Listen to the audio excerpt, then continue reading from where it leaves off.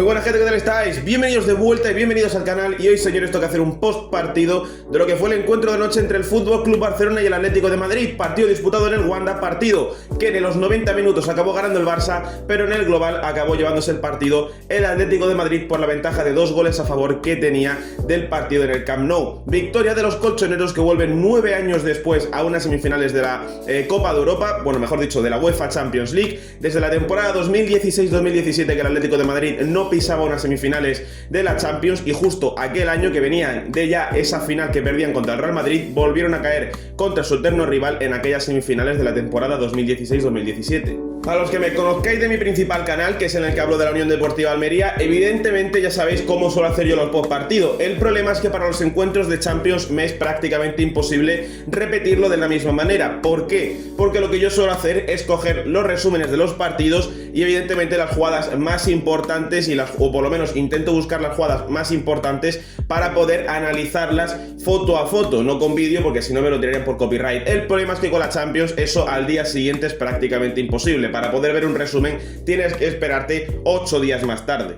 Entonces, como ese tramo en concreto del análisis de jugadas importantes del partido no voy a poder hacerlo, simplemente este postpartido se va a dividir en 2 tramos. Mi opinión barra análisis del partido, y luego el segundo tramo, que es hablar de manera individual de los futbolistas de los dos equipos y su aportación dentro del encuentro. En fin, sin más rodeos de por medio, vamos a pasar ya directamente a analizar el partido de anoche entre el Atlético de Madrid y el Fútbol Club Barcelona. Partido a priori muy entretenido. Esto es lo primero que se tiene que decir del partido. La verdad es que los dos equipos fueron propensos a hacerlo entretenido, porque en ningún momento hubo muchas interrupciones del partido. Sí que es cierto que cuando ya esos minutos finales el Atlético de Madrid buscaba más relajar el partido, porque ellos evidentemente sabían que un constante juego de idas y venidas podría incluso llegar a favorecer más al Fútbol Club Barcelona en caso de que el juego tuviese mucha rapidez de movimiento, porque el Barcelona eso lo sabe disfrutar mucho. Entonces el Atlético de Madrid buscó calmar un poco el partido en algunas acciones, que el portero tardase un poco más en sacar, alguna falta táctica, lo normal en este tipo de situaciones, pero sin llegar a parar lo suficiente el encuentro como para que se hiciese pesado y aburrido la segunda parte.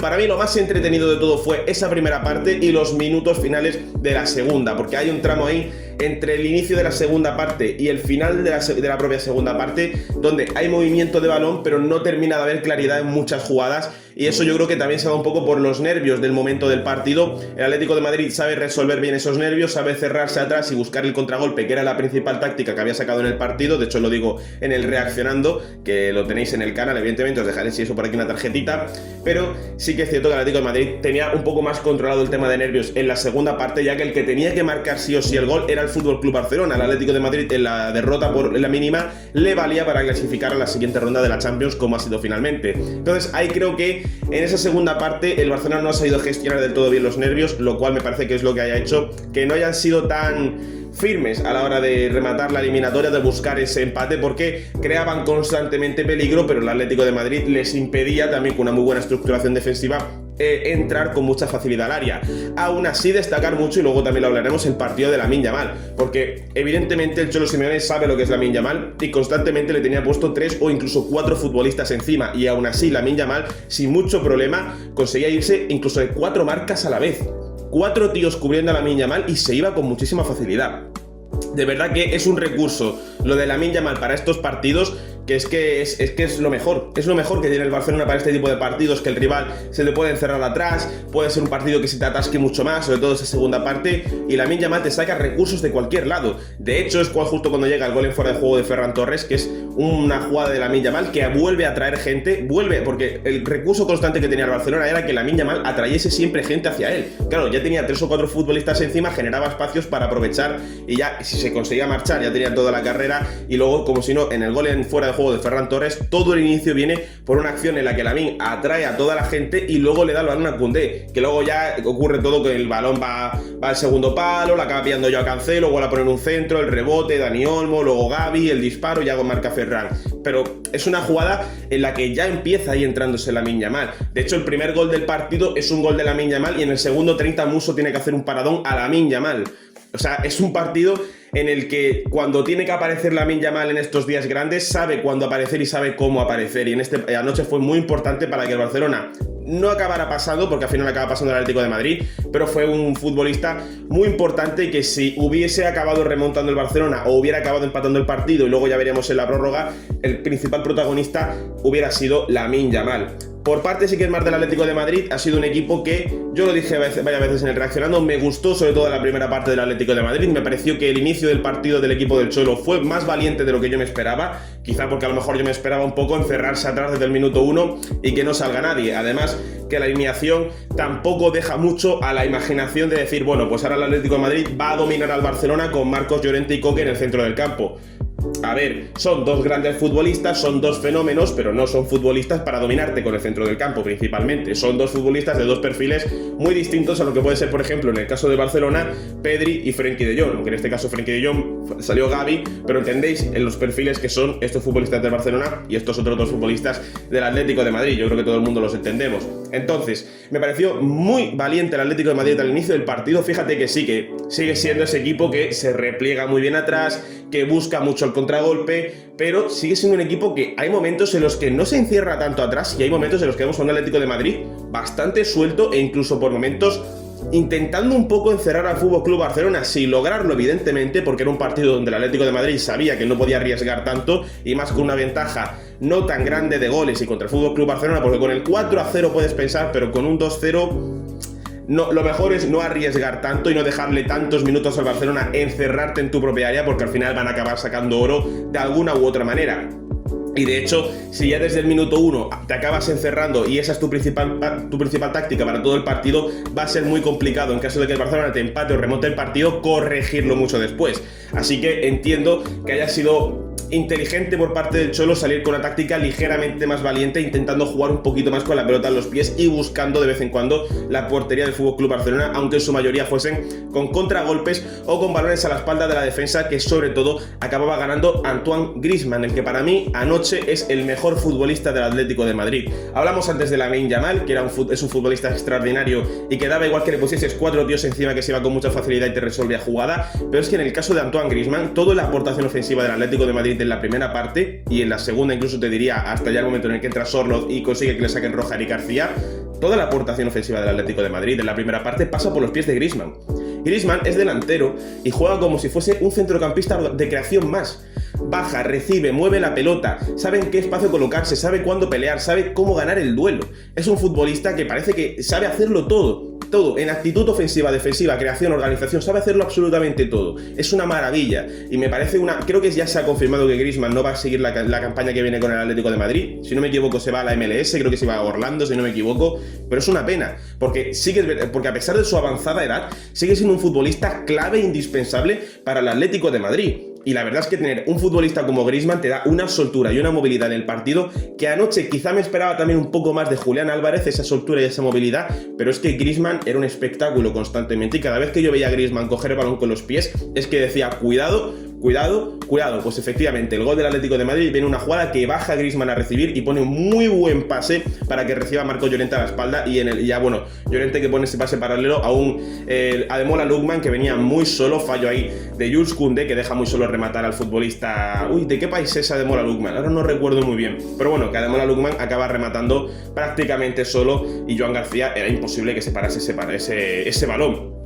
En cuanto a los dos goles del Barça, evidentemente todos sabemos de quién son principalmente la culpa. El primer gol es un error clamoroso de Clement Lenglet, que de hecho Clement Lenglet, qué mal francés he hecho ahí, por Dios, el que parecía más catalán que francés, ¿no? Bueno, el caso, que Clement Lenglet comete dos fallos en el partido. En el primer gol evidentemente le regala la pelota al FC Barcelona para que acabe marcando el primer gol del partido, que es en el minuto 4, de hecho es justo pocos minutos después, porque en el segundo 30 ya tiene que sacar una mano Musso, ya en el minuto 4 Musso era imposible que se parase ese mano a mano, bueno, no imposible, pero complicado ya que se parase ese mano a mano contra Lamine Yamal. Entonces ahí ya el principal fallo es de Clement Lenglet, que le da mucha vida al FC Barcelona, dejando que marque ya en el minuto 4 de partido. De hecho, el segundo gol es un fallo De Clement Lenglet, sí, pero demuestra un poco lo que tiene que corregir el Atlético de Madrid y que acaba corrigiendo muy bien para la segunda parte, que es los pasillos interiores, porque el Barcelona estaba conduciendo con cierta complejidad, porque el Atlético de Madrid estaba consiguiendo trabar un poco las conducciones muchas veces de FC Barcelona, sobre todo ya con el 0-1 a favor, ya cuando se va ese ímpetu del gol, parece ser que el Atlético de Madrid incluso que mejora en el partido con el gol en contra, y el Barcelona empeora un poco, pero justo en ese gol vemos un poco lo que ya hemos viendo esos primeros 20-25 minutos de partido y que se sigue repitiendo en algunas ocasiones hasta que ya luego en la segunda parte consigue más o menos pararlo el Cholo Simeone, que es el tema de ese pasillo interior que consigue encontrar constantemente el Barcelona para formar una pared, meterse dentro del área y crear peligro.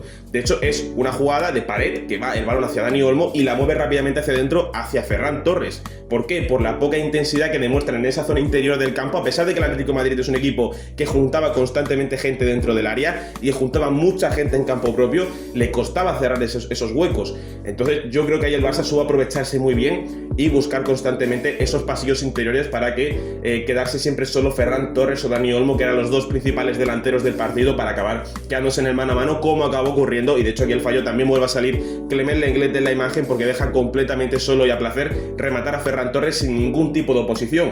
O sea, lo tiene muy libre de marca y cuando recibe Ferran Torres completamente solo, se mete hacia adentro y Clement Lenglet es incapaz de generar una presión lo suficientemente intensa como para parar al delantero del FC Barcelona.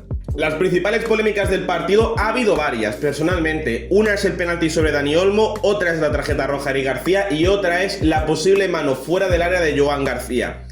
Las tres, voy a hablarlas muy rápidamente porque tampoco me parece que haya mucho que analizar en las tres.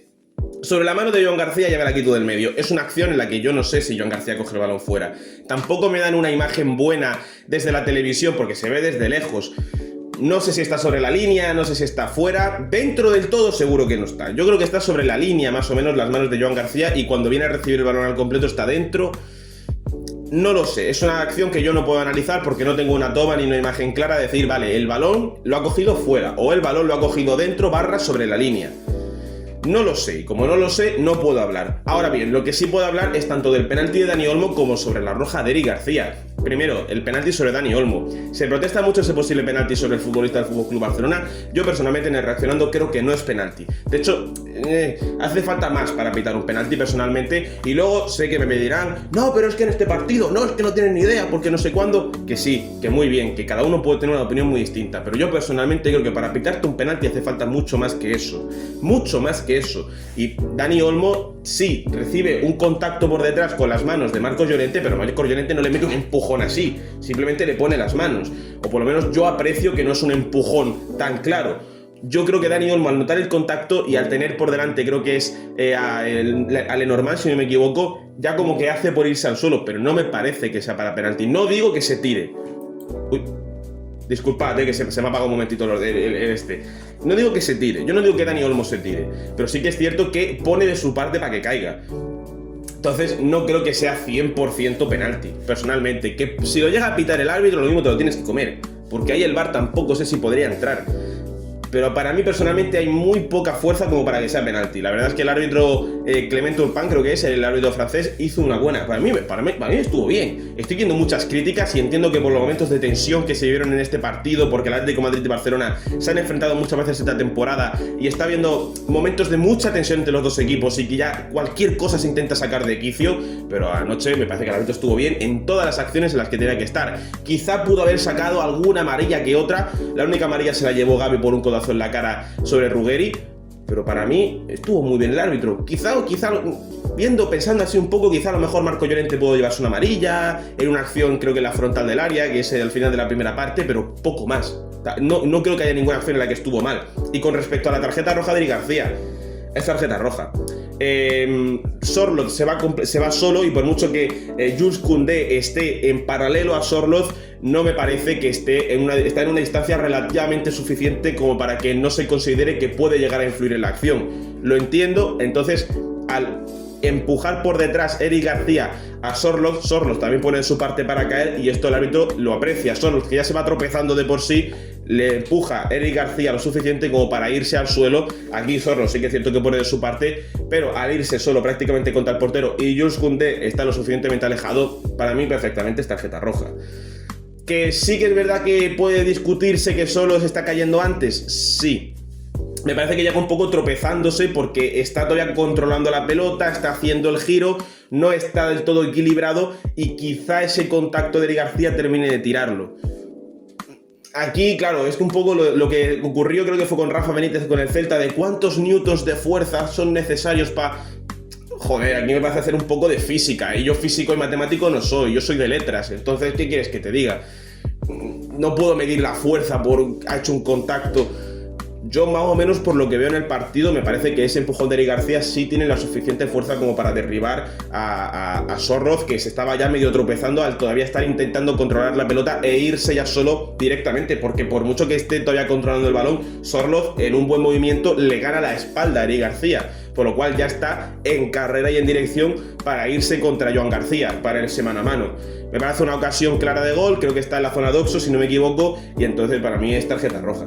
Analizando por separado los dos equipos, primero por parte del Atlético de Madrid. Os voy a poner primero aquí la alineación del Atlético de Madrid para analizarla rápidamente. No vamos a estar mucho rato, evidentemente, porque si no me voy a un vídeo de 1 hora si tengo que pararme por cada jugador a realizar cada acción, pero rápidamente con Atlético de Madrid, la alineación, pues bueno, ya la vemos. Musso en portería, la defensa de 4 con Nahuel Molina, Lenormand, Clement Lenglet y Mateo Ruggeri, Simeone y Lukman en los extremos y Marcos Llorente y Coque en el centro, Griezmann y Julián Álvarez fuera la doble punta, y luego ya la segunda parte, evidente. ¿Otra vez se me ha parado esto? Madre mía, me está dando hoy unos fallos el ordenador, me está dando hoy unos fallos impresionantes, el caso, disculpadme, Y luego ya la segunda parte, con esta alineación acabó saliendo Nico, acabó saliendo Baena, acabó saliendo Sorloz y acabó saliendo Johnny Cardoso.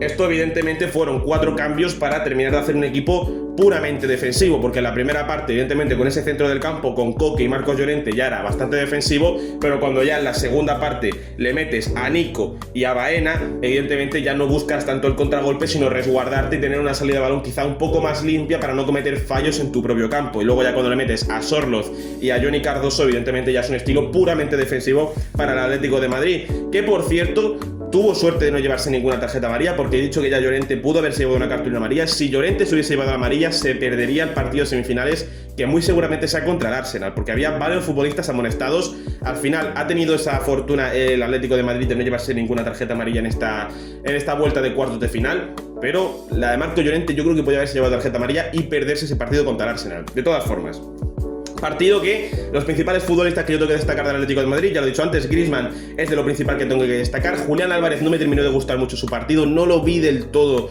en el encuentro, y de hecho me parece que siguió hasta el final del partido. Los 90 minutos es que no vi nada especial de Julián Álvarez, no vi ninguna acción en la que estuviese activo, pidiendo mucho balón, por lo menos, porque sí que Lukman empieza el partido un poco irregular, pero está activo, pide balón, intenta encarar, intenta buscar, y al final tiene su premio.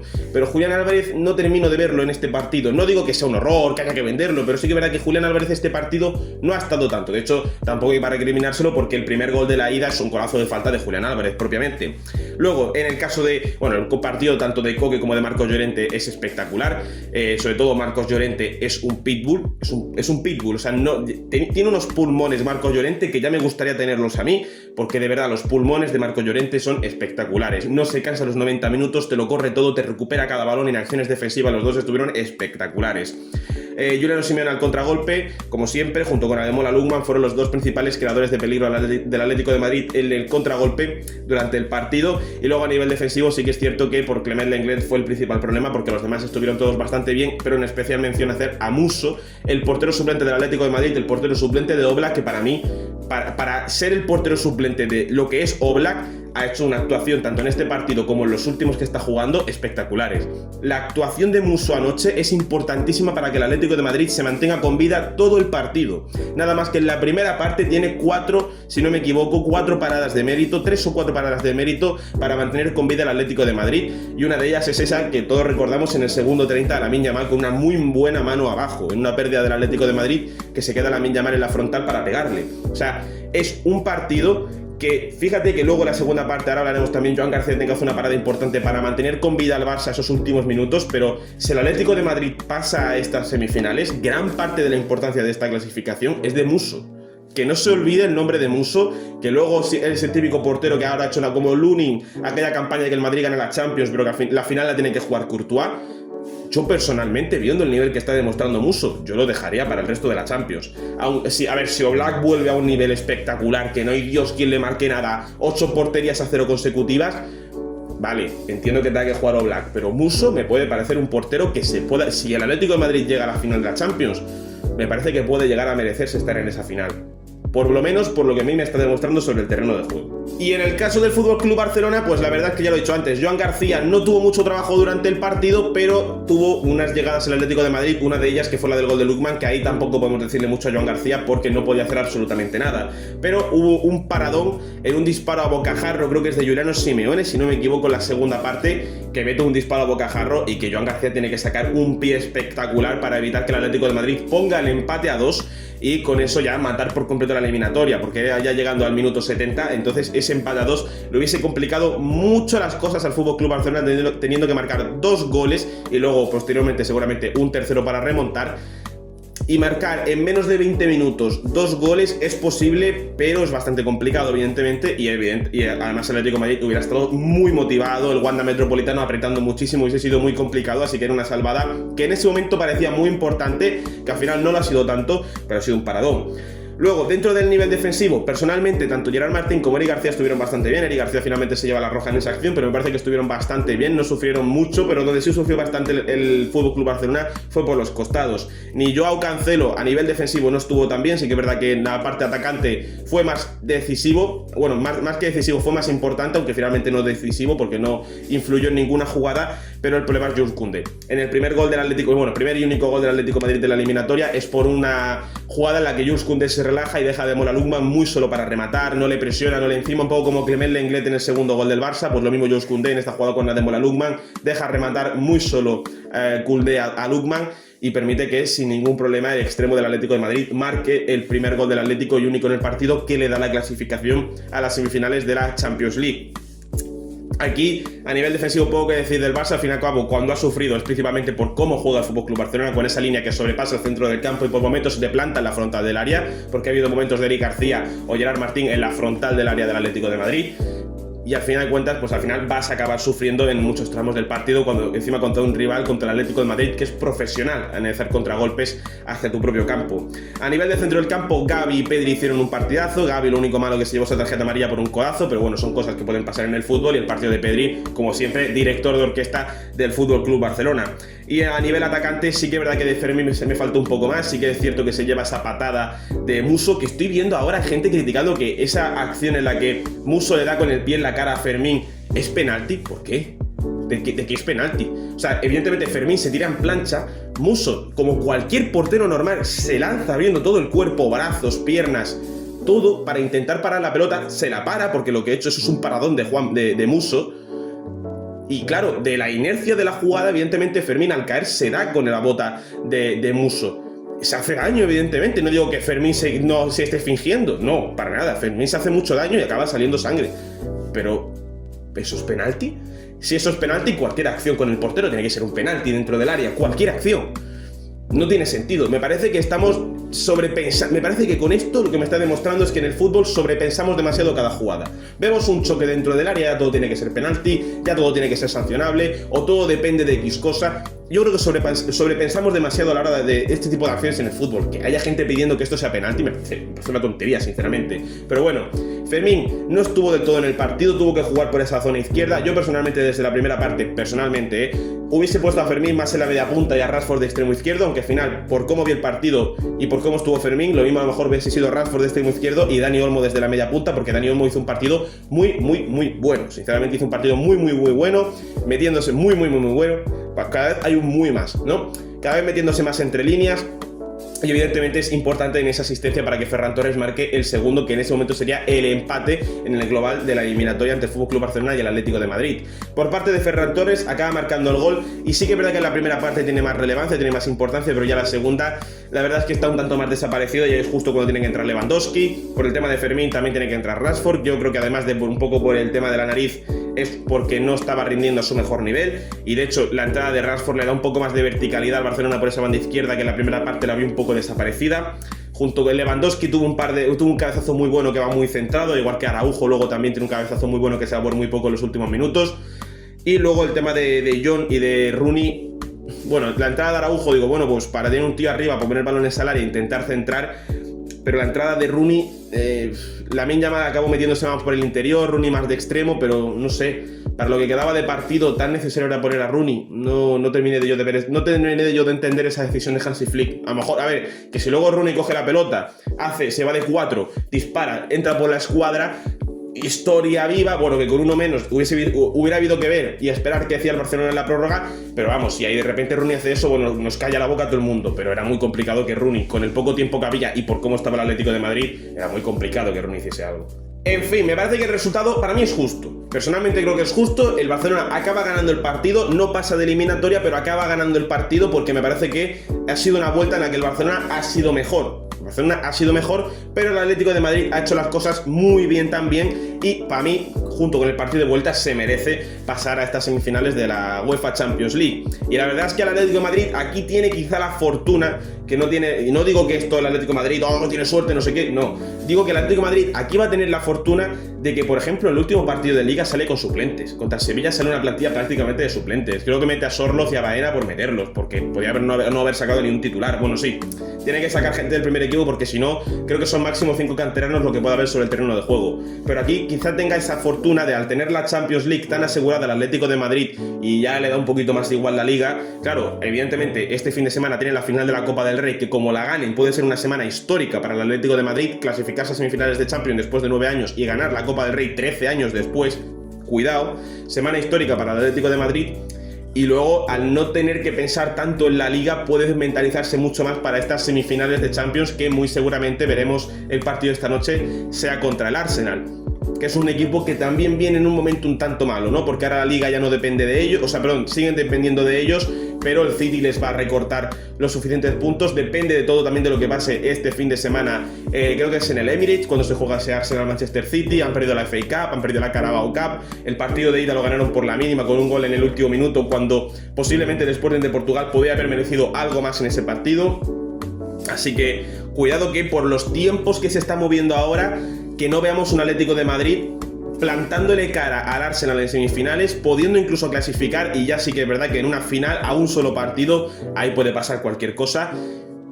Y oye, entiendo que haya mucha ilusión por parte del aficionado colchonero por intentar ganar su primera orejona de la historia, por intentar llegar a la cuarta final. Perdió la de los años 70 contra el Múnich, perdió la de 2014, perdió la de 2016. Oye, ahora después de 9 años vuelve a una semifinal y entiendo que por los momentos que está viviendo vea con ilusión ganar esta Champions League. Lo entiendo.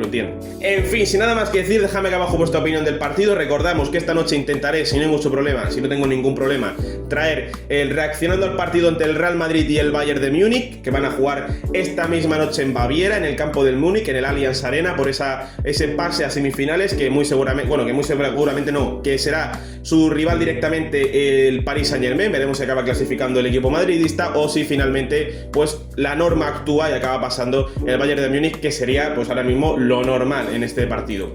Así que sin nada más que decir, dejad vuestro like y suscribiros si os ha gustado el vídeo y nos veremos en la próxima.